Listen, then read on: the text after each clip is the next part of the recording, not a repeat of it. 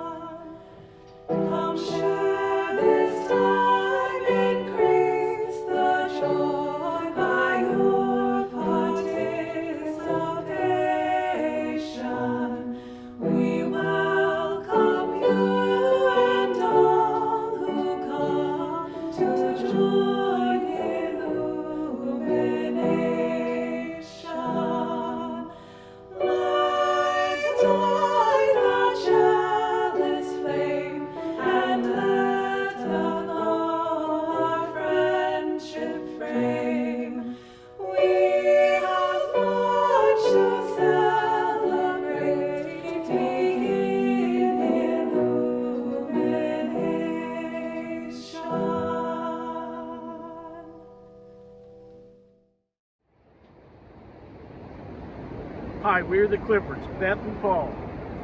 We light this chalice with these words: fire who fuels all that burn, suns around which planets turn, beacons marking reefs and shoals, shining truth to guide our souls. Come to us and call our name, burst into our chalice flame. Light and power, might and strength, fill your church with its breadth and length. Now please join us in the affirmation of covenant. Love is the Doctrine of this church.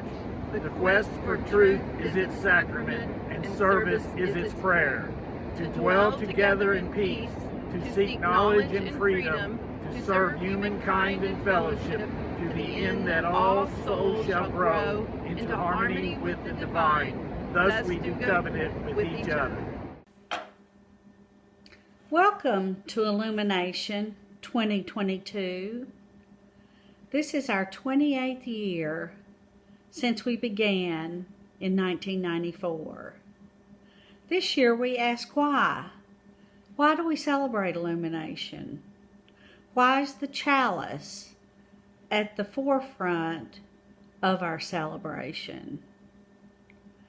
I have a little story to tell you that I hope will answer both questions. Sherry Ann Lovelace Chandler was a young woman who grew up in her church. She is the daughter of Ben and Vanita Lovelace Chandler. Today she's a grown woman. When she was younger, she said to her parents, "You know, in Sunday school we study all these other religions' holidays. We study Christmas and Hanukkah and Kwanzaa and the winter solstice. But why don't we have our own UU celebration?" Ben and Vanita Lovelace Chandler were intrigued and challenged and decided that it would be a good idea to have our own UU celebration. The first celebration was simple. It was a potluck, but it already had a few traditions. Ben's favorite color was purple, and Vanita thought that silver would be a nice accent with purple, and so purple and silver became the colors of illumination. Ben wrote a song about illumination to the tune of Greensleeves, and the congregation sang "This Little Light of Mine." This was such a successful event that it has grown in our church into a big fling. Now we have a wonderful catered dinner. We have entertainment ranging from plays to light shows to various singing groups. Anything is on the table for illumination.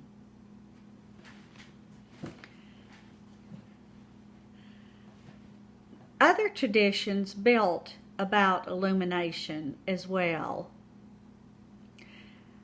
We added a Sunday service, an Illumination Sunday. We had a beautiful illumination tree built for us by Bish Williams, who was a metal sculptor and engineer. Hard to think of those two going together, but Bish did beautiful artwork in metal, and we have a stunning 10-foot tree with lots and lots of candle holders to illuminate the room. We also decorate with silver and purple, and we have a large collection of that. As I said, so popular was the celebration that it has carried forward in our own church into a bigger and bigger way, but it has also carried to other Unitarian Universalist churches. Now, they may not celebrate in the same way as we do, but there's lots and lots of churches celebrating Illumination and have posted items on the UUA web for use with Illumination. The chalice is the symbol of Illumination, and I believe it became that way because of how it represents light. And for a lot of us in the church, that's its main representation. We need light. We need light to see and to work. We need light when we live in dark times, when we deal with losses or deep, dark moods. We need light. There's so many things that we need light for. Even on a long stretch of bad weather, we need to see that light. So I think for us, it represents a sense of community. It represents the light that we can carry forward. And it represents the light that we lift up for everyone. I want to say, blessed be the light. I love that we spell illumination as we do. It has 2 capital U's in the center of the word. U. I think that was the idea of the Loveless Chandlers. And it's not illuminations, it's illumination. In the past, we've held it in December, but December turned out to be a crowded month with those other religious holidays, and so we moved Illumination to January. But we're always flexible, and this year we had to think out of the box, and we moved it to February. And I am so excited about this year's Illumination because I believe it will be a totally unique experience. Rebecca Retzel has planned a lot of nice activities for us. A hike, a labyrinth walk, a fire, arts and crafts. We have a beautiful day on Sunday, and the celebration is 2:30 to 5:30 at Ferncliff Camp and Conference Center. I want to thank everyone who's participating, and especially Rebecca Retzel. Someone said today at lunch, every time I come away from something that Rebecca has done, it has lifted me up and put me in a really good space. So I don't want any of you to miss this Illumination. Thank you, and especially thank you, Rebecca. Each week, we pause to recognize the milestones and meditations in the lives of our members. We pause to hold vigil for the volatile spaces in our world, those who are struggling with loss, sickness, and depression. We pause as we remember our commitment to shine our lights into those hard-to-reach places. We pause.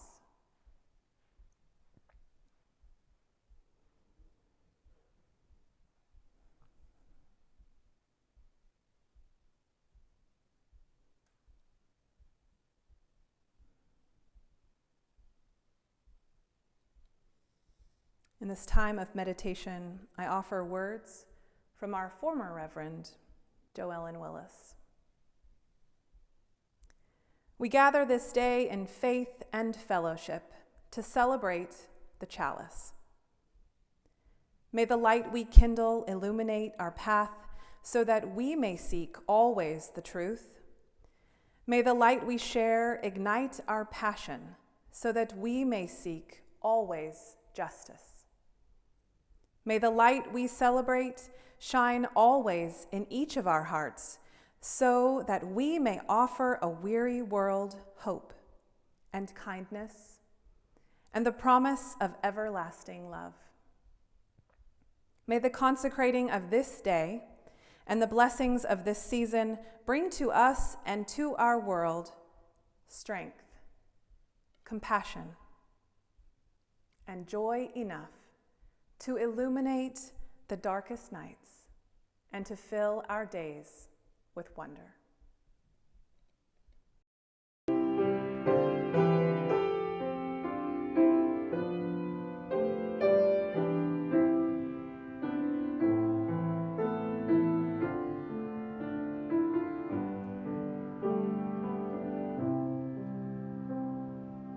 Spirit of life, come unto me.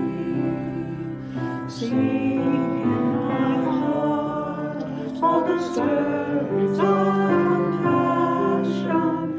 Blow in the wind, rise in the sea.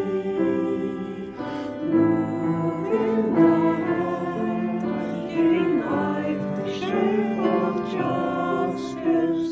Roots folding close, wings set me free. Spirit of life, come to me, come to me.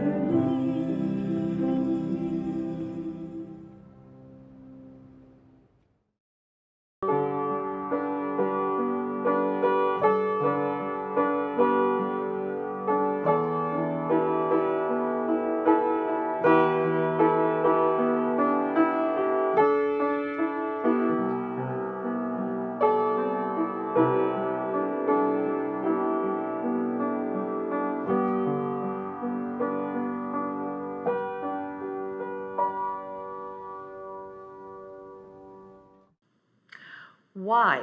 Why illumination? Why Christmas? Why Mardi Gras? Why St. Patrick's Day? Why Easter? Why fires of Beltane? Why summer solstice? Why 4th of July? Why All Saints' Day? Why Yom Kippur? Why Thanksgiving? Why Flower Sunday? Why Kwanzaa? Why Diwali, Tet, New Year, Purim, Passover, smelling of the breeze, Halloween?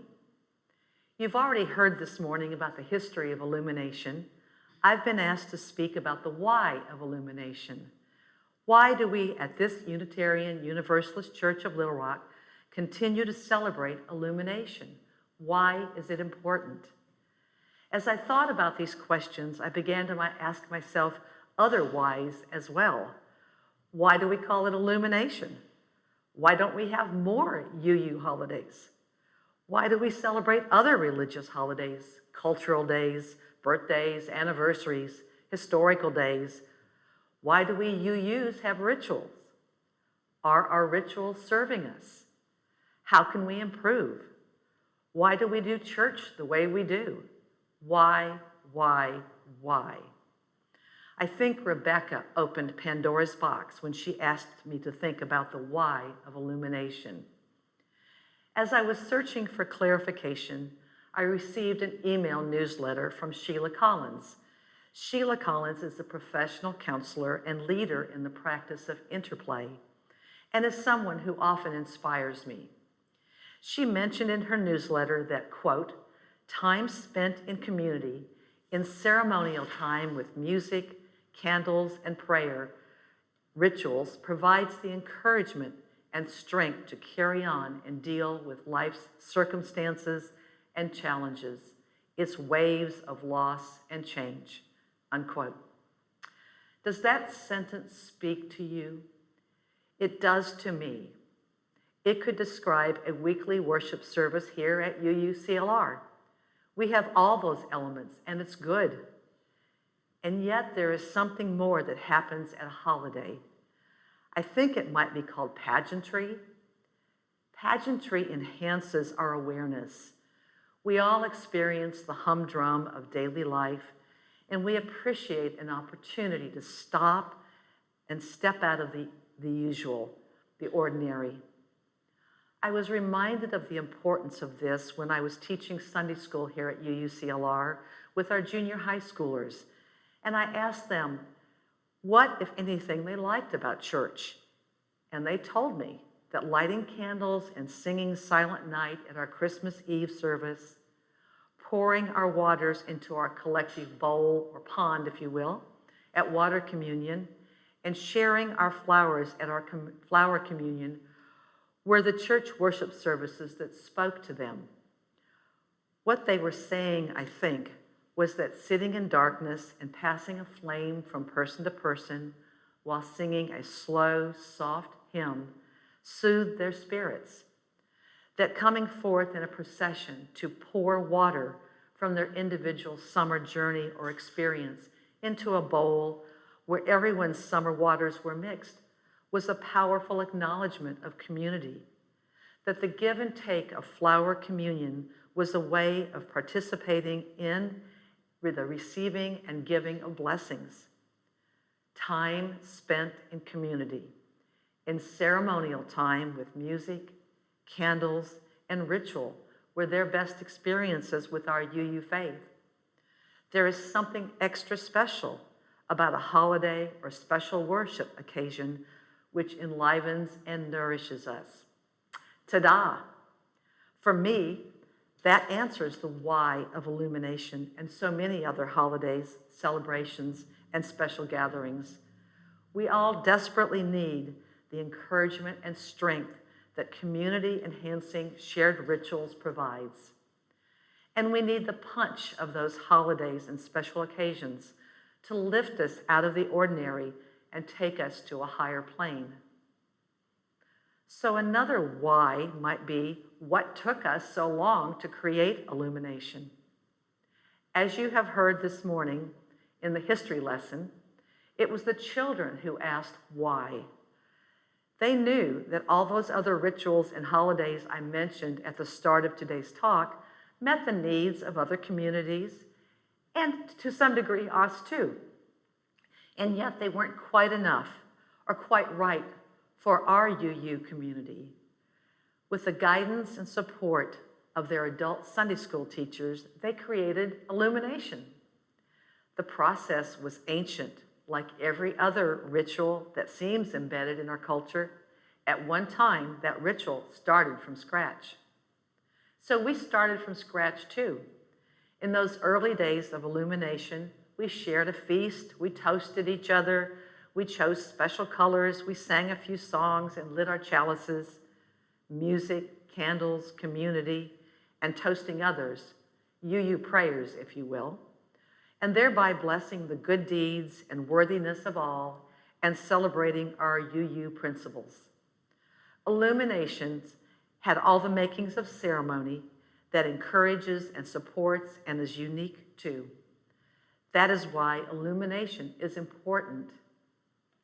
As time went on, we gave our first holiday a home and more pageantry. We put the worship committee, now called Worship Arts, in charge of planning and implementation. We added our special candle tree, thank you, Bish Williams. We added special messengers, our illuminators. We wore purple and silver. We wore chalice jewelry. We offered chocolate communion. We had a song cycle commission, thank you, Rick Owen. And so we clarified Illumination. Our holiday evolved. Illumination shone a light on our faith in the midst of many winter celebrations of light, Hanukkah, Diwali, Kwanzaa, hence of the root of the name meaning to shine a light on was the why of our holiday's name. However, I believe the second meaning of the word illuminate, meaning to clarify or explain, is an equally important aspect of our holiday, because having our own holiday allows us to clarify what we value and lift up, our 7, and I hope soon to be 8 principles. I mentioned earlier that I wondered why we hadn't created more holidays, so I would like to suggest that we might begin to think about that. I would like to consider new stories, perhaps in celebration of nature, peace, loving kindness, evolution, animals, you get it. Perhaps it is time to enhance some of our existing rituals like water communion and flower communion. Perhaps we need a summer celebration that lifts up divine darkness, just like our winter celebration that lifts up light. Discussions for another day. I hope that Illumination is just the beginning of our UU holidays, because time spent in community, in ceremonial time with music, candles, and ritual provides the encouragement and strength to carry on and deal with life's circumstances and challenges, its waves and losses. Its waves of loss and change. Our unique UU holiday takes all the wonderful elements of our Sunday worship service and adds pageantry and magic and celebrates the light of our Unitarian Universalist faith. Long live Illumination, and may love illuminate your heart now and forevermore.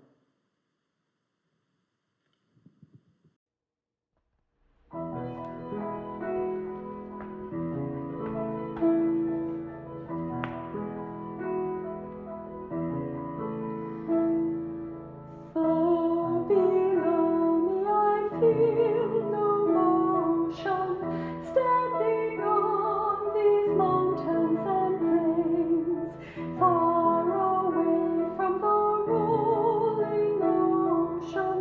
Still my dry land heart can say, I've been sailing all my life now, never harbor or port have I known.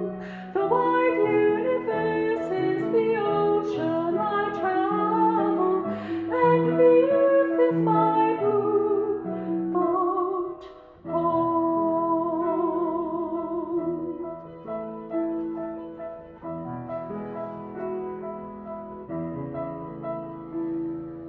Sun, my sail, and moon, my rudder, as I ply the starry sea, leaning over the edge in wonder, casting questions into the deep, drifting here with my ship's companions, all we kindred pilgrim souls, making a way by the lights of the heavens in a beautiful blue boat home.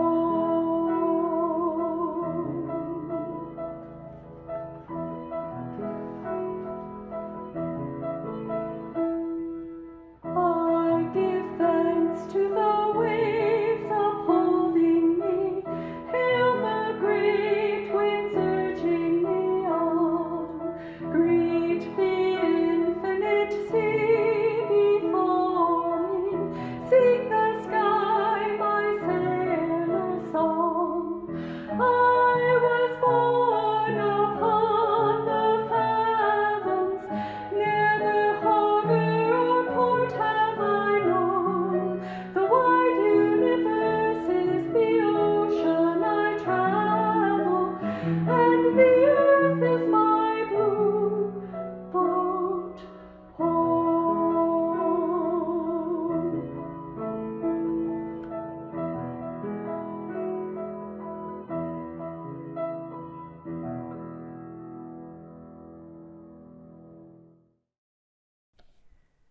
I've been attending and sometimes coordinating Illumination celebrations for a little over a decade. When I first started, I had to dive into the trove of archived materials just to get an understanding of what this holiday was all about.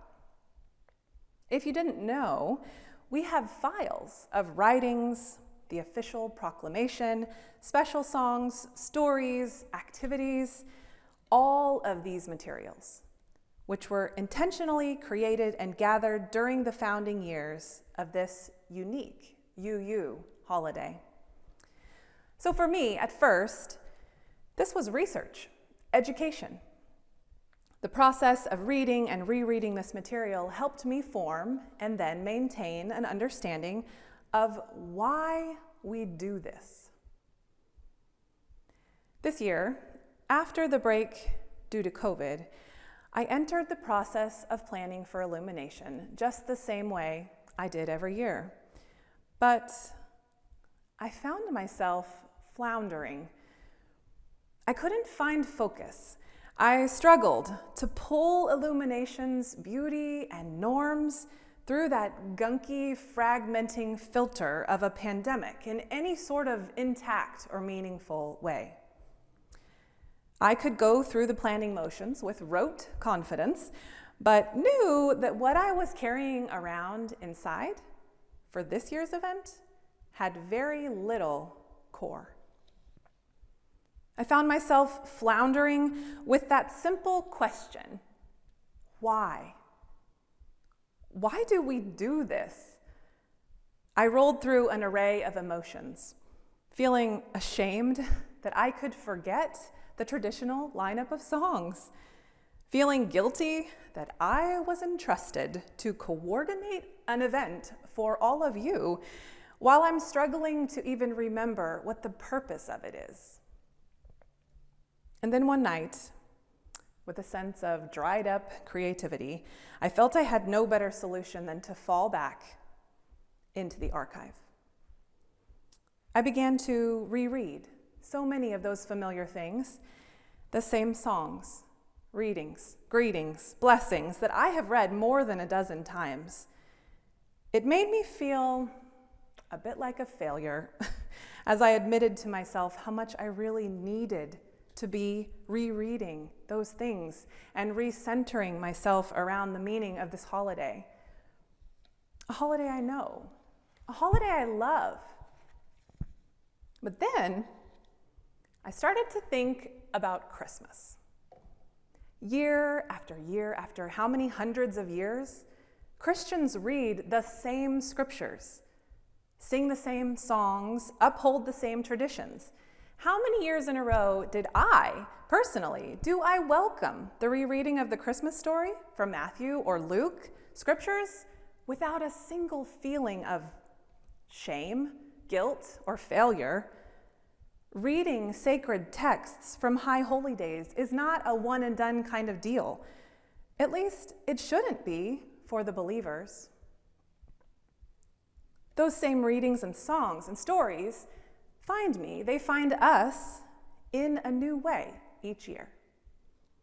For Christians, they are grounding, rooting reminders of the true meaning of Christmas. So, why should I feel any different about reading the texts of Illumination? As the coordinator, I do pull up the archives each year, and I reread the proclamation, I retype the song lyrics, and I swim in deeper waters of this holiday than I ever do when I'm an attendee. So it became clear that this year, I want Illumination to remind us why. It is important to remember why we light the chalice each Sunday, why we perpetuate this holiday, why we gather here when we could go anywhere or nowhere. As I was reflecting on that simple question, why, I came across this clip from a comedian.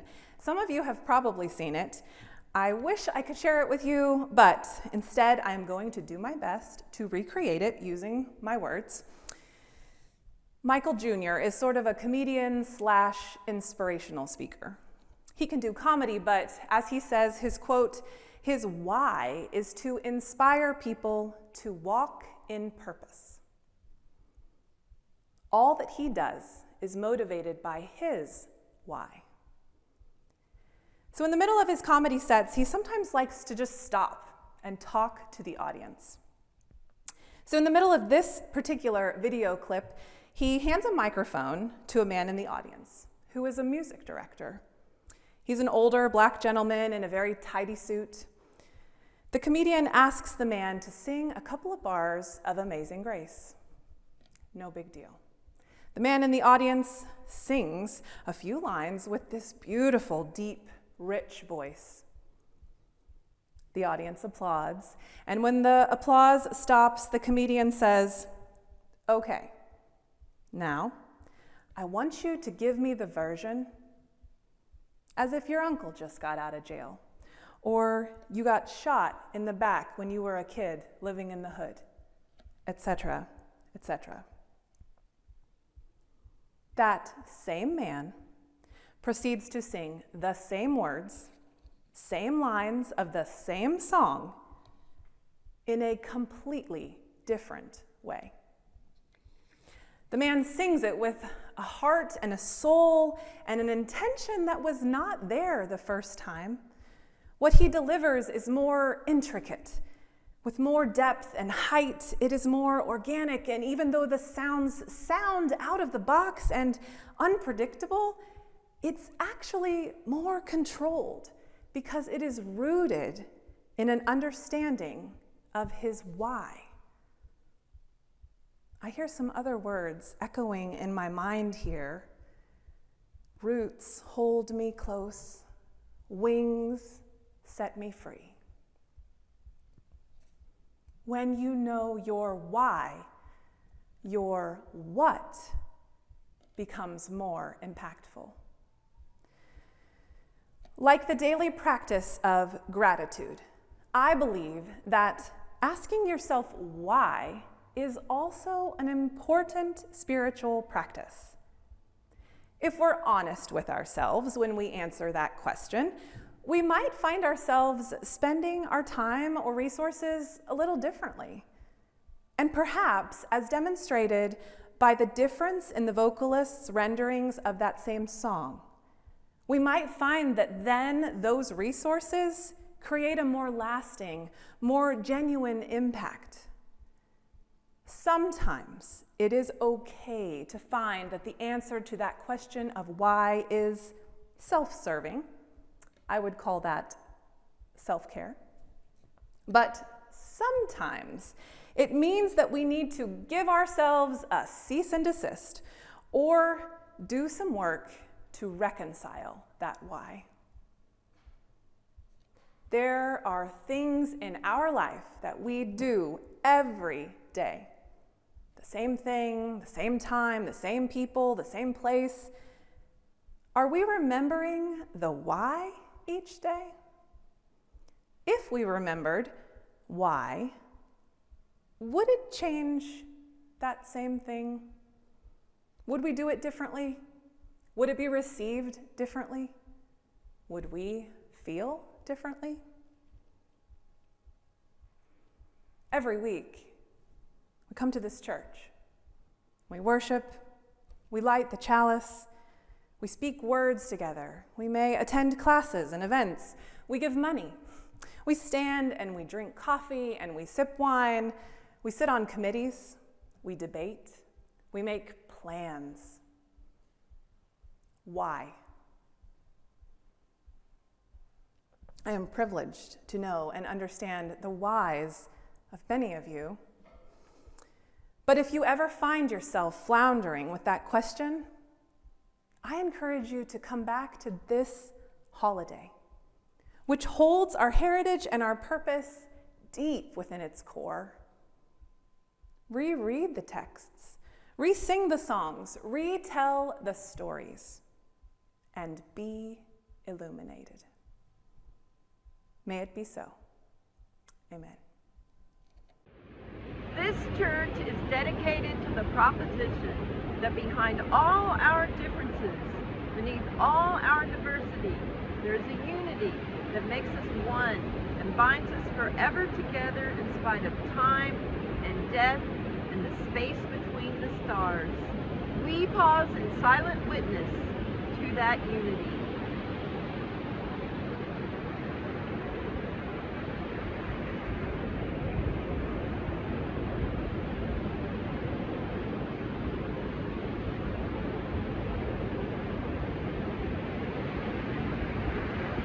Extinguish this flame, but not the light of truth, the warmth of community, or the fire of commitment. These we carry in our hearts until we are together again. Before we close our service today, I want to invite each of you, if you feel comfortable, to join us this afternoon at Ferncliff Camp in Ferndale for the second part of this year's Illumination celebration. This is a bit of an outdoor ungathering, as I'm calling it. So you are welcome to stop by anytime between 2:30 and 5:30 for a short illumination walk. A walk which will have a variety of self-guided activities and reflections for you to do alone or within your bubble. There's going to be a campfire and a few refreshments for anyone who wishes to partake of that. There's also a short hike up Luke Mountain if anyone wanted to add that to their afternoon activities. The illumination walk alone takes about 30 minutes to an hour, depending on your speed, and we hope to keep groups spaced safely out about the walk. Check your email if you want more information. We've sent out many details regarding this event. I hope to see many of you this afternoon, but for now, we will conclude this service with the words we speak each week. I invite you to join us in our closing words of blessing. Go out into the world in peace. Have courage. Hold on to what is good. Return to no person evil for evil. Strengthen the faint-hearted. Support the weak. Help the suffering. Honor all beings. Go now in peace with the knowledge that your light may offer a beacon in the darkness. Amen.